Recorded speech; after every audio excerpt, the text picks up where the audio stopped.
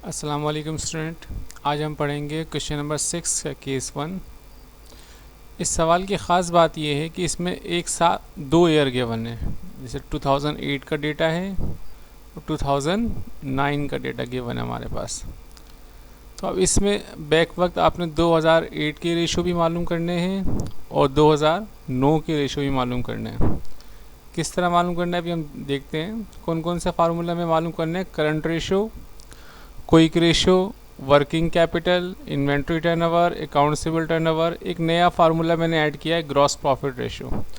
देखिए ये चैप्टर है ही सिर्फ फार्मूलाज का, नए नए फार्मूले इसके अंदर आते रहेंगे। जो कॉमन है वही शुरू के 5 रेशियोज़ हैं, ये बहुत पूछता है आपसे।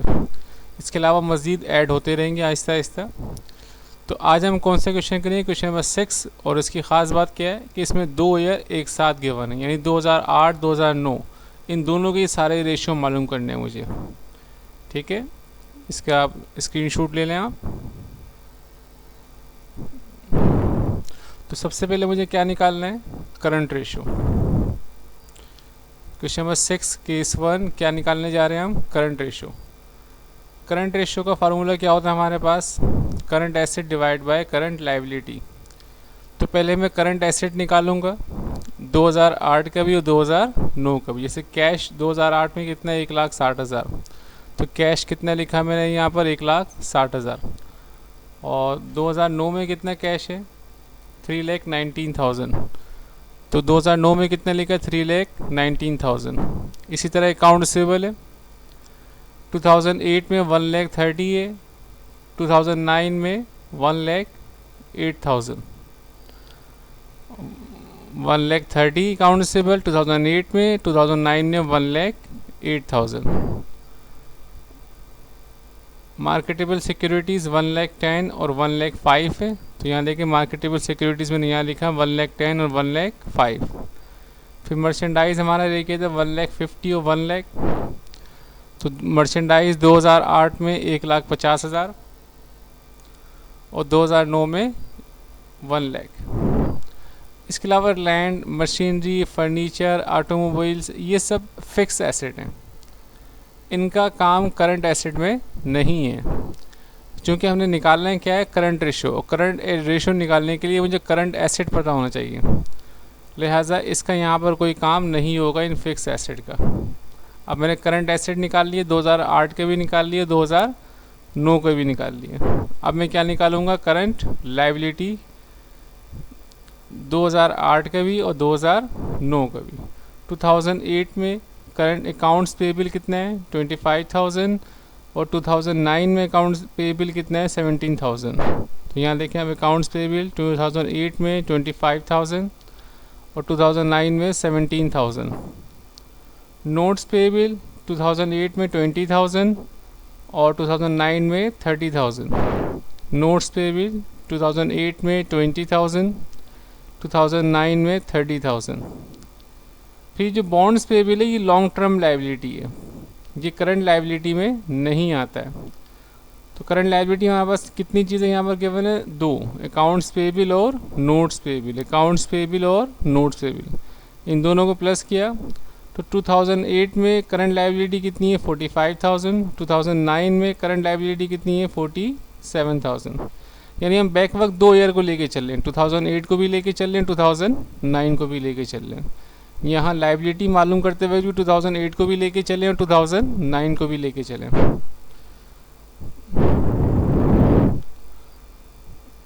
तो करंट रेशियो का फार्मूला क्या होता है, current asset divide by current liability. 2008 में देखें करंट एसेट कितना है मेरे पास, 5,50,000। यहाँ पर मैंने करंट एसेट कितना लिखा 2008 में, 5,50,000। डिवाइड किससे करूँगा मैं, करंट लायबिलिटी से। 2008 में करंट लायबिलिटी कितनी है मेरे पास, 45,000। कितना लिखा है मैंने, 45,000। तो 5,50,000 को डिवाइड किया 45,000 से, तो आंसर आएगा 12.22। अब आगे देखें तो ये रेशियो का साइन कहलाता है। ये क्या कहलाता है, रेशियो का साइन।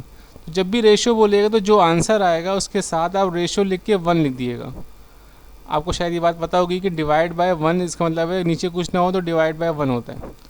तो ये वही डिवाइड बाय 1 है, ठीक है। तो बहरहाल जब भी रेशो आएगा तो ये रेशो को साइन आएगा और 1 आ जाएगा, बस ये ज़हन में रखिएगा हर रेशो में। और अगर परसेंटेज होगा या रेट होगा तो मल्टीप्लाई बाय 100 होता है, वो जब आएगा मैं आपको बताऊंगा।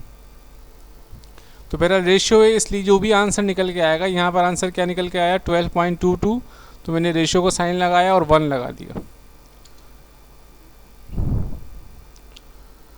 2009 में देखें आप, करंट एसेट कितने मेरे पास 6,32,000 और करंट लाइबिलिटी कितने मेरे पास 47,000। तो 6,32,000 को डिवाइड किया मैंने 47,000 से, तो आंसर कितना आ रहा है 13.44। ये इस साल का करंट एसेट 6,32,000 2009 का, और 2009 की लाइबिलिटी कितनी है 47,000। तो 9 के करंट एसेट को डिवाइड कर दिया 9 के करंट लाइबिलिटी से, तो आंसर कितना आया 13.44। ये आंसर है इसका। फिर वही बात, रेशियो है इसलिए रेशियो को साइन आएगा और क्या लग जाएगा 1, बस ये आपने लिखना है, रेशियो को साइन और 1। अब यहाँ पर हम साथ साथ वर्किंग कैपिटल भी मालूम करते चलते हैं, क्योंकि वर्किंग कैपिटल भी आसान है, करंट एसेट में से माइनस करना होता है करंट लाइबिलिटी। तो करंट एसेट कितने हैं मेरे पास 2008 में 5,50,000 है।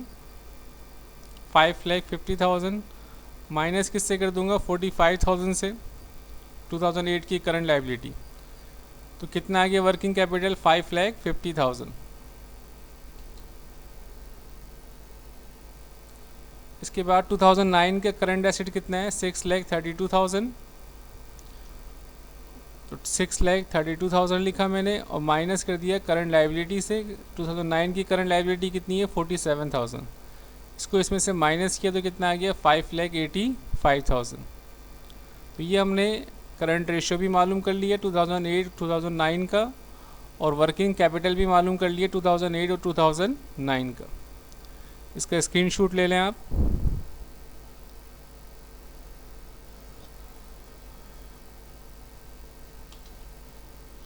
ओके, अब हम मालूम करेंगे क्विक रेशियो। क्विक रेशियो मालूम करने के लिए मेरे पास क्विक एसेट होना चाहिए, तो लिहाजा अब क्विक एसेट मेरे पास कौन कौन से होते हैं, कैश हो गया, अकाउंट रिसीवेबल हो गया, marketable securities. Merchandise quick asset नहीं होता, तो मैं कैश लिखूँगा 1,60,000 3,19,000।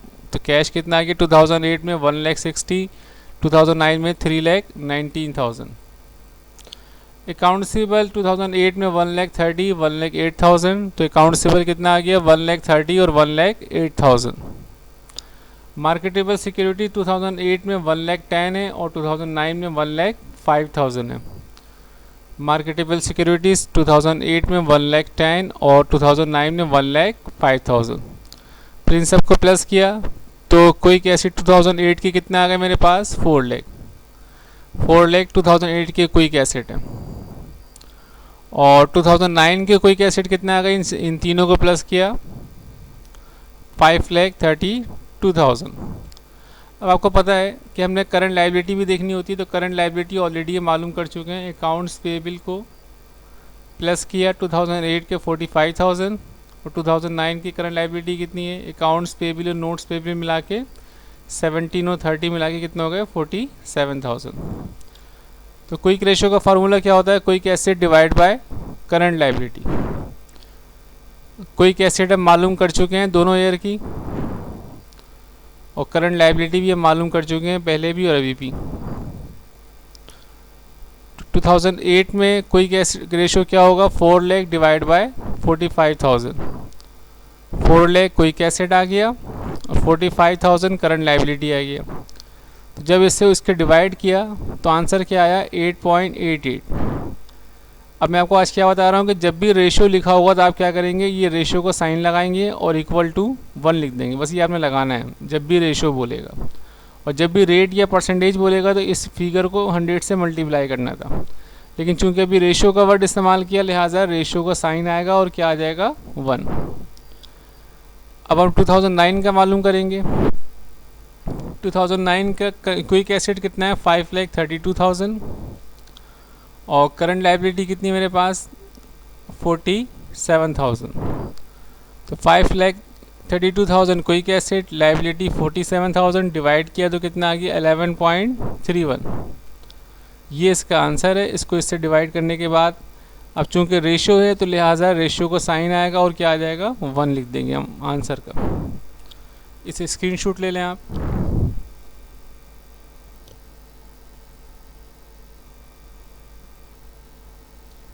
ओके, अब हम क्या मालूम करने जा रहे हैं, इन्वेंट्री टर्नओवर। इन्वेंट्री टर्नओवर का फार्मूला क्या होता है, cost of goods sold divide by average inventory. आपने इसकी प्रैक्टिस कर ली होगी इस फार्मूले की, दोनों ईयर में cost of goods sold given है। अभी मैं सबसे पहले 2009 का मालूम करने जा रहा हूँ। एवरेज इन्वेंट्री का फार्मूला क्या होता है, inventory opening plus inventory ending divide by 2।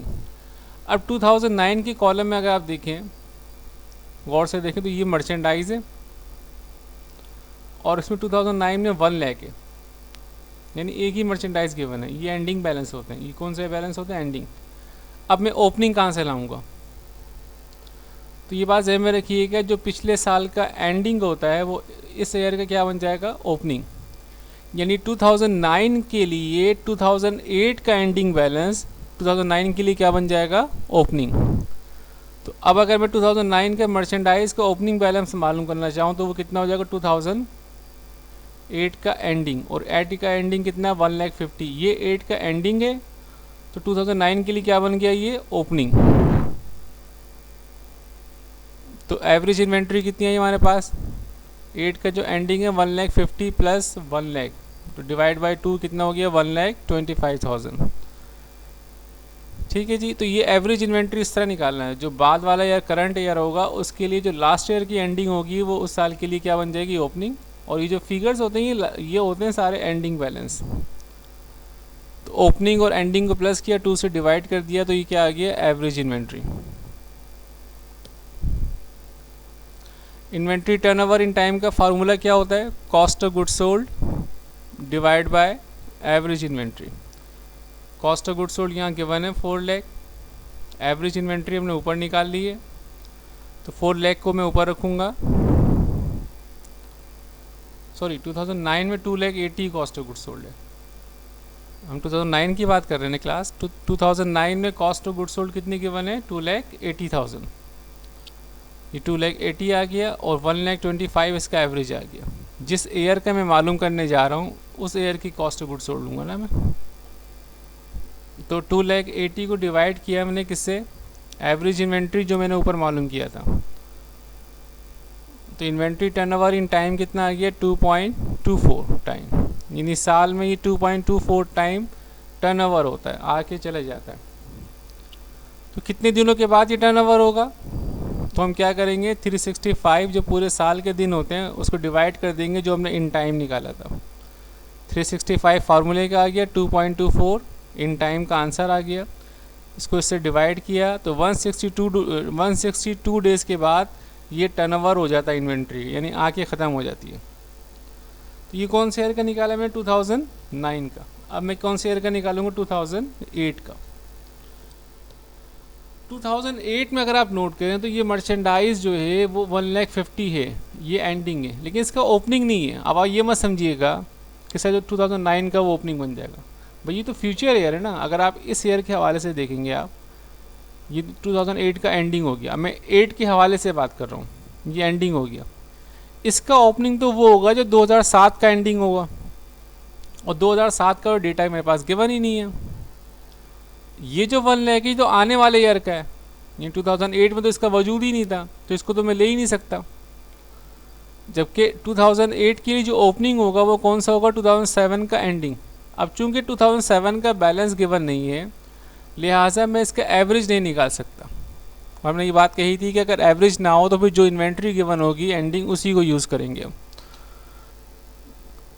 तो इन्वेंट्री टर्नओवर इन टाइम का फार्मूला क्या होता है, cost of goods sold divide by average inventory. तो कॉस्ट ऑफ गुड्स सोल्ड कितनी आ गई, 4 लाख।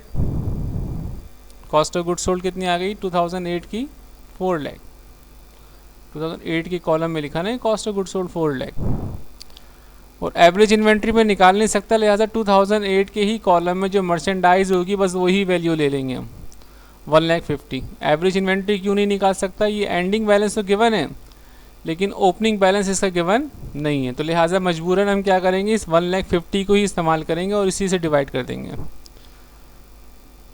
तो इन्वेंट्री टर्नओवर इन टाइम कितना आया, 2.66 टाइम, यानी 2008 में ये 2.66 टाइम टर्नओवर हुआ है, यानी साल में 2 दफ़ा तकरीबन 2.5 दफ़ा आके चला गया। तो कितने दिनों के बाद होता है ये इन्वेंट्री टर्नओवर इन डेज, तो डेज मालूम करने के लिए हम क्या करेंगे, फार्मूले क्या लेंगे, 365 डेज डिवाइड कर दिया इन टाइम का जो रिजल्ट आया उससे डिवाइड किया तो कितना होगा, 137.21 डेज, यानी हर 137 डेज के बाद इन्वेंट्री क्या हो जाती है, हमारी टर्नओवर हो जाती है। ठीक है जी, ये 2008 का था और ऊपर हमने किसका मालूम किया, 2009 का मालूम किया था। I hope you are getting, इसका स्क्रीनशॉट ले लें आप। ओके आगे चलते हैं। अब हम क्या निकालेंगे, accountable turnover. Accountable turnover in time का फार्मूला क्या होता है, credit sales divide by average accountable. अब चूंकि इसमें 2 ईयर की बात हो रही है लिहाजा पहले मैं किसका निकालूंगा, 2009 का। एवरेज अकाउंट्सेबल का फार्मूला क्या होगा, अकाउंट्सेबल ओपनिंग प्लस अकाउंट्सेबल एंडिंग, दोनों को प्लस करेंगे, ओपनिंग और एंडिंग को डिवाइड किससे कर देंगे हम, 2 से। अब मैं 2009 के हवाले से अगर बात करूं तो ये तो हो गया 2009 के हवाले से 1,08,000 एंडिंग बैलेंस। ये जो वैल्यूज़ होती हैं एंडिंग, दिसंबर 31 में बैलेंस शीट बनती है ना भाई, तो दिसंबर 31 कौन सी वैल्यू होती है, एंडिंग वैल्यू होती है, तो ये 2009 का एंडिंग वैल्यू है। तो फिर ओपनिंग क्या होगा, तो 2008 का जो एंडिंग होगा अकाउंट्सेबल वो 2009 के लिए क्या बन जाएगा, ओपनिंग।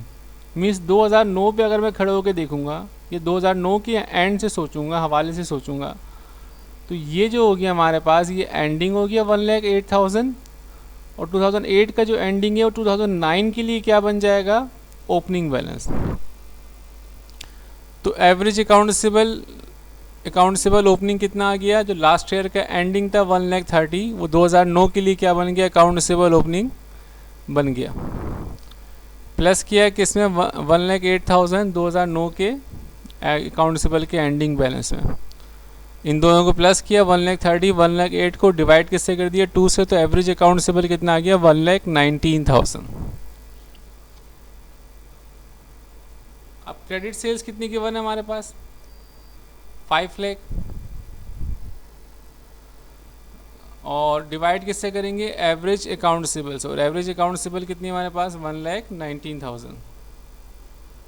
तो अकाउंट्सेबल टर्नओवर इन टाइम कितना आया, 2009 का जो क्रेडिट सेल्स था उसको डिवाइड कर दिया एवरेज अकाउंट्सेबल से, तो 4.20 टाइम आ गया। यानी जब हम उधार में सामान सेल करते हैं तो बाद में वो कैश में कन्वर्ट हो जाता है, 4.2 टाइम ये कैश में कन्वर्ट हो जाता है, टर्नओवर लेता है ये। तो अकाउंट्सेबल टर्नओवर इन डेज कितना होगा, 365 पूरे साल के दिन फार्मूले का आ गया, और जो 4.20 था उसे डिवाइड कर दिया, तो 86.90 डेज हो जाएगा। जितनी बातें करी है मैंने किस हवाले से करी है, 2009 के हवाले से। अब हम बात करेंगे किसके हवाले से, 2008 के हवाले से।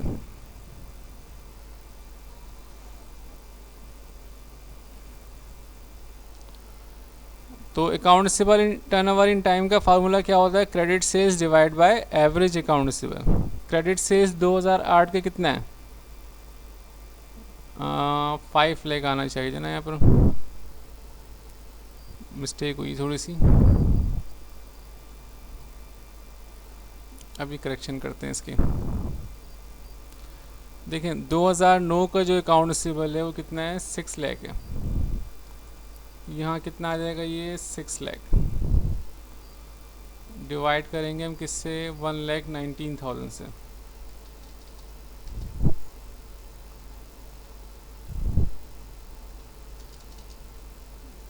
कितना आ गया, 5.04,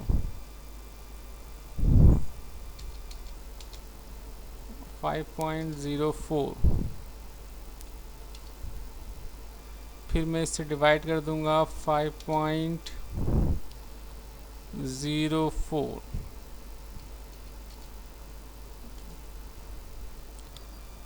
तो 365 हमारे पास फार्मूले का हो जाएगा ये, डिवाइड बाय 5.04 तो कितने डेज के बाद कन्वर्ट होगा? 72.42 डेज। ठीक है जी। अच्छा जी, उसके बाद 2008 में क्रेडिट सेल्स कितनी है मेरे पास? 5 लाख है। और अकाउंट रिसीवेबल कितना लूँगा 2008 में? मैं 1,30,000 लूँगा। ठीक है जी। तो 5 लाख को डिवाइड किससे करूँगा मैं? 1,30,000 से। कितना आ गया? 3.84 टाइम। 3.84 टाइम। फिर account receivable turnover in days निकालना है तो 365 फार्मूले का आ गया और 3.84 से डिवाइड करना है। तो 365 divide by 3.84 time 95.05 days. 95.05 days. इसको मैं सेव कर लेता हूँ। दोबारा प्रेजेंटेशन में ओपन करता हूँ इसकी। तो account receivable turnover in days निकालना शुरू किया था हमने। ये करेक्शन कर दिया हमने, 6 लाख हो गया 2009 का। और account receivable turnover in time कितना आ गया मेरे पास? 6 lakh divide by 1,19,000 is equal to 5.04। और फिर account receivable turnover in days कितना आ गया? 365 फार्मूले का आ गया। 5.04 इन टाइम आ गया, डिवाइड किया तो कितना आ गया? 72.42। अब 2008 का निकालने जा रहे हैं हम। तो account receivable in time credit sales कितना है मेरे पास 2008 में? 5 लाख। और इसका अकाउंट रिसीवेबल कितना है? 1,30,000। तो 5 लाख को डिवाइड किया 1,30,000 से तो account receivable turnover in time कितना आ गया? 3.84 टाइम। अब फिर 365 डेज से डिवाइड करूंगा 3.84 से तो कितने दिनों के बाद ये टर्नओवर होता है? 95.05 के बाद ये टर्नओवर होता है। ठीक है जी। तो थोड़ी सी मिस्टेक हो गई थी तो उसको मैंने आपके सामने करेक्ट किया। इसका स्क्रीनशॉट ले लें आप। ये सवाल वैसे भी आपको आता है, लेकिन बस इसकी सवाल की खूबी क्या है, 2008 और 2009 दोनों ईयर को एक साथ लेके चलना है आपने। अच्छा, एक बात नोट करें कि 2008 में मैंने एवरेज अकाउंट रिसीवेबल नहीं निकाला। क्यों नहीं निकाला? बात वही आ गई कि 2008 के 1,30,000 एंडिंग बैलेंस तो है, लेकिन 2008 का ओपनिंग नहीं है। ओपनिंग कब होता है? जब 2007 का एंडिंग होता। अब चूंकि डेटा ही गिवन नहीं 2007 का, तो मेरे पास अकाउंट रिसीवेबल ओपनिंग 2008 के लिहाज से नहीं है। तो लिहाजा जो वैल्यू गिवन है 1,30,000 मैं उसी को इस्तेमाल करूँगा। ठीक है जी, आगे चलते हैं। अब हम बात करेंगे ग्रॉस प्रॉफिट रेशियो की।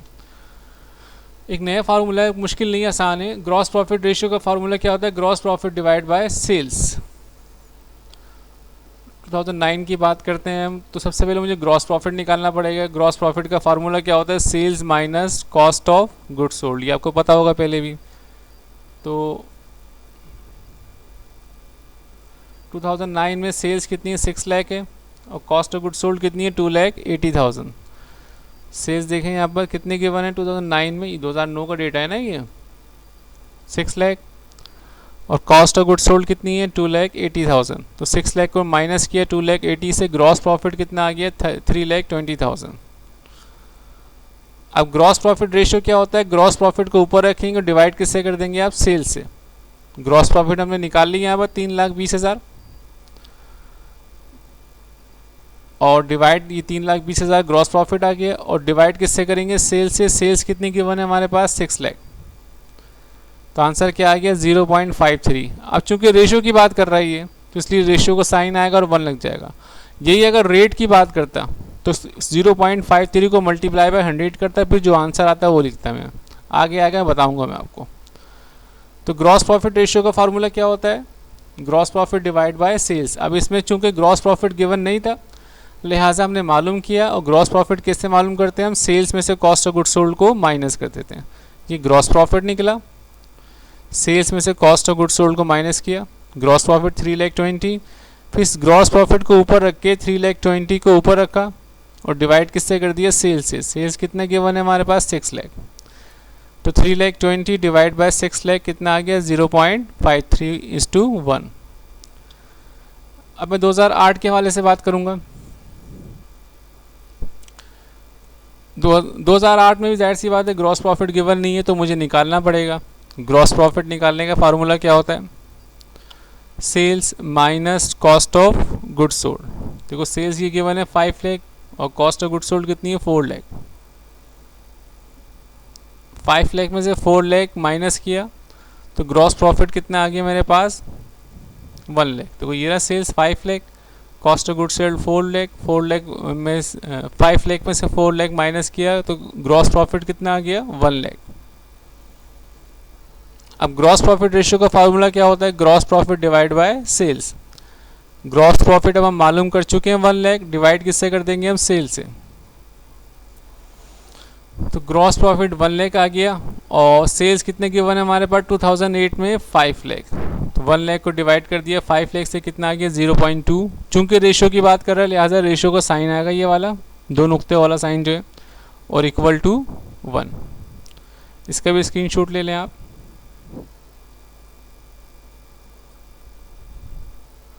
अब आपने ये वाला क्वेश्चन नंबर 6 का केस 2 सॉल्व करना है, नहीं होगा तो मैं करवाऊंगा।